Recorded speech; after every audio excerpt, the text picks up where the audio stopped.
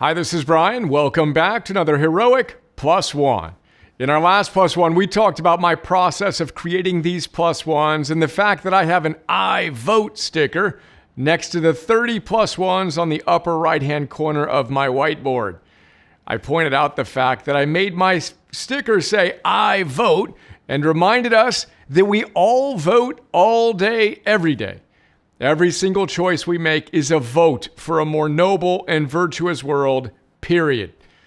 Today, I want to chat about a book that inspired me to remember that lesson. It's called The Everyday Patriot by my friend Tom Morris. As you know, if you've been following along, I love Tom.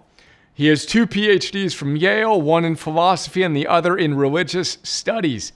He taught at Notre Dame for 15 years before becoming a public philosopher. In fact, to put it in perspective, he's the philosopher who wrote Philosophy for Dummies. He's one of my all-time favorite authors and at least tied for first as my favorite living philosopher. We've featured a number of his books thus far, including True Success, Plato's Lemonade Stand, The Stoic Art of Living, Superheroes and Philosophy, and The Art of Achievement. Check all those notes out.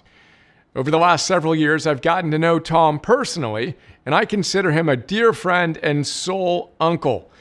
So when he sent me a copy of this book, I read it immediately, as I knew that he would provide an important philosophical frame to the current crisis we face as a nation and world divided.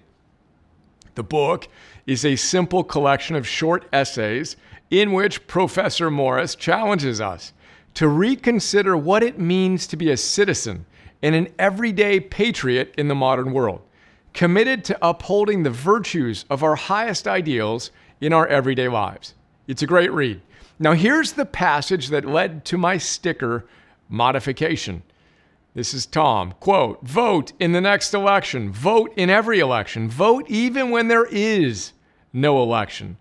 But of course, in a deeper sense, there is always an election. The words elect and election come from an ancient Latin root, the verb elego or elegere.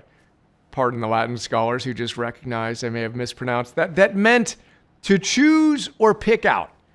We need to think of our daily actions as the result of what we have chosen to do, what we have picked out of all available alternatives as worth our time and attention.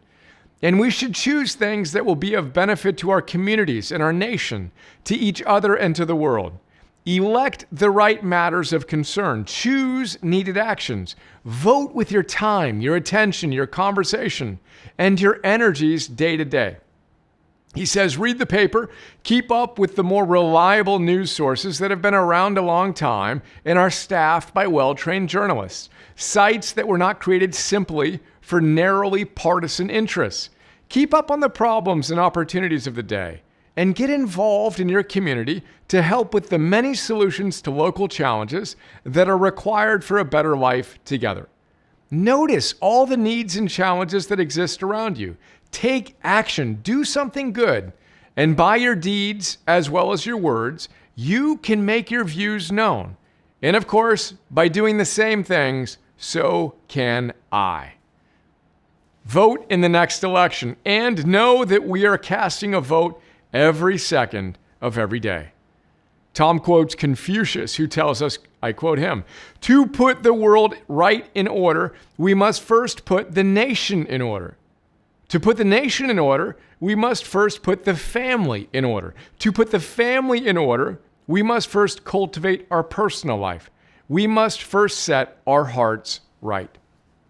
Let's vote wisely as we embody the wisdom, self-mastery, love, courage, gratitude, hope, curiosity, and zest that will allow us to play our roles as heroically well as we can, to meet these historically significant challenges head on. Together, heroes, unite, day one, all in, let's go.